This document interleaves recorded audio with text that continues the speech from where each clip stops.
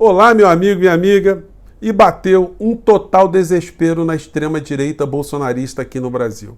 Isso porque, como já não bastassem as péssimas notícias que receberam logo pela manhã, com indiciamento criminal feito pela Polícia Federal contra a figura do ex-presidente da República, o inelegível, e mais um conjunto de personagens, agora à tardinha, um novo fato surgiu para transformar essa situação de desespero numa situação de pavor, de pânico, e que vai ficar mais aguda quando o dia terminar, porque temos mais fatos ainda que estão se desenrolando aqui no Brasil e que comentarei com vocês no nosso encontro de hoje. Essas situações estão provocando cisâneas, declarações de ameaças, de ultimatos e também os sumiços, de outros tantos. Será que dá para alguém defender o indefensável? Pois bem, vou conversar com vocês sobre o que está acontecendo e trazer também mais algumas informações sobre uma batalha que nós travamos todos os dias aqui nas redes sociais contra o extremismo, os insanos, os criminosos, que começam a ganhar mais adesões e mais gente importante que começa a perceber o que está acontecendo aqui no Brasil. Bom, vou conversar com vocês sobre essas questões, mas antes de mais nada, é sempre muito importante convidar você que está chegando agora ao nosso portal e ainda não nos conhecia, para que você se inscreva aqui conosco, conheça também os nossos outros vídeos. Se você gostar, compartilhe, recomende. Não se esqueça, dê o seu joinha, o seu comentário e, se puder, se inscreva aqui conosco no nosso clube de membros. Você que é muito bem-vindo e muito bem-vinda. Bom, vamos aqui aos assuntos, começando aqui com uma situação e que eu quero fazer um pequeno reparo do nosso encontro anterior. É que em dado momento eu disse que a pena, que a figura do inelegível ali está prestes a ser responsabilizado nesse crime da falsificação, o Iorcrim, envolvendo ali seu certificado de vacina, a pena seria de 2 anos. Não, a pena vai de 3 a 8 anos. E no caso dele, há um agravante, conforme diz a lei 12.850. A pena é agravada para quem exerce o comando individual ou coletivo da organização criminosa, ainda que não pratique pessoalmente os atos de execução. A pena aumentada de 1/6 a 2/3. Então, se ele pegar uma pena de 8 anos, a pena ainda pode sofrer um acréscimo de até 2/3, Então, enfim, de repente vai ganhar aí 13 anos de cadeia, Vai ser um número cabalístico aí que ele não vai gostar nadinha, Mas é apenas um dos crimes, gente? Porque tem mais filas vindo aí. E a notícia bombástica para essa gente é essa aqui. Moraes dá 15 dias a Gonê para decidir se denuncia ou não Bolsonaro por fraude nos cartões de vacina. Então a fila agora tem um prazo. Em 15 dias, a partir de hoje, o Procurador-Geral da República vai decidir se tudo aquilo que os delegados, que a Polícia Federal levantaram, esses dados levantados, realmente servem para indiciar o ex-presidente da República, inelegível, por crimes e outras figuras também, ou não. Se todo mundo tem que ser absolvido, se o caso tem que ser mandado por arquivamento.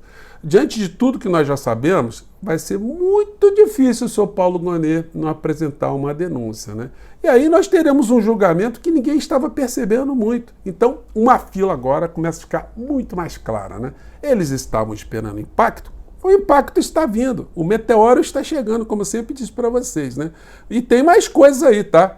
Que a coisa vai ficar mais complicada aí. Fraude em cartões de vacina, veja o que dizem as defesas de Bolsonaro e demais indiciados. Gente, eu vi hoje a entrevista do advogado do Cid. Olha, a situação está complicada, para o Cid, Está complicada para ele, para a família dele, enfim, olha, vamos ver o que vai acontecer aí. Bom, e aí tem a declaração aqui do Fábio Van Garten. Como o inelegível ele tem esse perfil de uma figura acovardada, então ele coloca ali seus testas de ferro, para falar em seu nome. E ele fez aqui um ultimato, uma advertência, não uma ameaça, Por falar em capital político, escreveu um texto, falando que são ilações, que o Bolsonaro nunca comete crime, nunca cometeu. Por falar em capital político, vamos ver com lupa quais candidatos querem surfar na onda desse enorme capital político. Bolsonaro tem um capital político, segundo aqui está sendo afirmado. Então vai ver quem é esses candidatos, Mantendo-se indiferente a essa perseguição. Ao final, recomendarei ao grupo político do presidente que jamais permita que essa relação unilateral e desequilibrada seja ativo eleitoral de quem quer que seja. Aos oportunistas de ocasião, tenho a certeza que mais que mais ainda agora, gafanhotos terão vida curta. Política é grupo, coesão e solidariedade, né? Ameaçou, né? O que ele está querendo? Né? Que os principais quadros da direita venham falar alguma coisa, defender o indefensável. Então, o recado aí para o seu Tarcísio. O Tarcísio publicou alguma coisa? Não, está se fazendo de morto aí. O Bolsonaro que se lasque, né? Vai se lascar legal. O Romeu Zema, a mesma coisa, se fazendo de morto, o Bolsonaro que se exploda. Isso aí provavelmente, né, está causando sentimento no inelegível, né, nas hostes, né, de que essas figuras querem apenas o espólio do moribundo, né, desse que vai para Papuda, ou vai para Bangu, ou outro presídio congênere. Logo mais à noite, teremos uma situação que vai agravar ainda mais esse universo todo, como eu sempre tenho dito aqui para vocês. Gonê se reúne com parlamentares da CPI da Covid e pode reabrir inquérito contra Bolsonaro. E vai reabrir, gente. Não tem escapatória. As hostes bolsonaristas estão em total desespero. Esse cidadão aqui, cidadão problema, ele coloca aqui: cúmulo do desespero, ressuscitaram a CPI da Covid contra Bolsonaro, já que tudo falhou. E aqui ele termina aqui com a fala, né? Vamos ver se a fala dele procede alguma coisa, vamos ver aqui. Certeza, a gente vai vencer no final, a verdade vai prevalecer, Deus está do nosso lado, a gente só não pode perder as esperanças. Eu sei que é difícil, mas ganhe quem resistir mais 5 minutos. Um abraço. Normalmente... Então, vem com esse papo furado sempre de dizer que Deus está com eles e que está do lado deles e tal, né? Aqui o Nicolas Ferreira publicou o seguinte: após fraudar cartão de vacinação para dar o golpe, Bolsonaro foi perturbar as baleias em extinção. Fazendo chacota, né? Fazendo chacota, né, seu Nicole?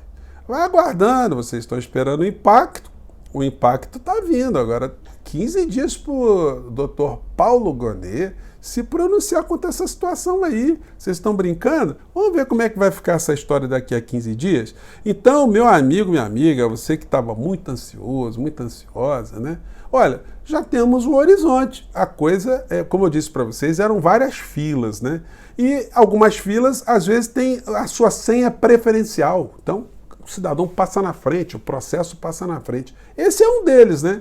Todo mundo está prestando atenção nos assuntos envolvendo o golpe, mas tem essa situação que dá uma cadeiazinha básica já para iniciar os trabalhos, né? E aí aqui também mais chacota aqui, eles fazendo pouco caso dessa história. E vamos ver o que vai dar, né? Agora eu quero fazer um corte aqui antes de entrar nos outros assuntos, de algumas situações muito curiosas que estão acontecendo no Brasil, né? Aqui o editorial do jornalão O Globo hoje, falando o seguinte: elo de Bolsonaro com trama golpista ficou mais evidente. Então o jornal aqui está sinalizando aqui que a percepção que todos nós já temos da realidade, não dá para fraudar a realidade, né?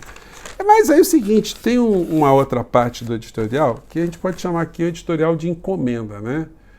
Para colocar os assuntos das pautas de interesse da mídia ocidental, dos interesses ocidentais aqui no Brasil. Então, publicou hoje aqui: permanência de Putin no Kremlin representa ameaça para o planeta. Reeleito, o ditador russo terá governado mais tempo que Stalin, se concluir um novo mandato. Eu trouxe esse fato aqui para a gente entrar em uma outra situação também, né? Que é essa aqui. Hoje eu vi com muita satisfação uma entrevista com o professor Arbex lá no ICL. E ele fala algumas coisas aqui que eu tenho dito aqui no nosso portal e eu vejo isso com muita satisfação, né? O fato de termos mais pessoas aqui tendo uma interpretação daquilo que nós fazemos aqui no nosso portal. Vamos ver do que eu estou falando. Vamos lá. Do ato na Paulista foi uma demonstração de força e eu acho que houve uma rearticulação da base bolsonarista que hoje está na ofensiva e que está usando as redes sociais e os meios de comunicação como arma de guerra. Aí você pergunta, mas como vai se solucionar essa guerra entre a mobilização da base bolsonarista de um lado e o Supremo do outro? Eu acho que tem um elemento fundamental aí no meio que precisa reagir, que é o governo Lula, que é a comunicação do governo, que é entender que nós estamos no meio de uma guerra. Essa guerra é implacável, essa guerra é suja, essa guerra envolve fake news, envolve alianças com o Trump. O Trump deixou claro já, eu falei a aliança dele aqui no Brasil. Envolve uma articulação internacional, como nós acabamos de ver em Portugal, com a eleição, com o avanço da extrema-direita do Chega, que é o grupo de extrema-direita português, com a participação decisiva de bolsonaristas que migraram para Lisboa e que hoje fazem parte da vida política de Portugal como extrema-direita. Você tem uma articulação internacional que envolve o Trump, envolve os Estados Unidos, envolve a extrema-direita internacional, e aqui no Brasil uma guerra que envolve as igrejas evangélicas, particularmente Silas Malafaia, E o governo Lula deitado em berço esplêndido, ele não está entrando nessa guerra. Ele não tá. A coisa da Petrobras, por exemplo, é o exemplo mais típico que eu posso citar. Quer dizer, você vai adotar uma medida extraordinária, como o governo Lula. Até quando ele fala que o governo Lula está em berço esplêndido, né?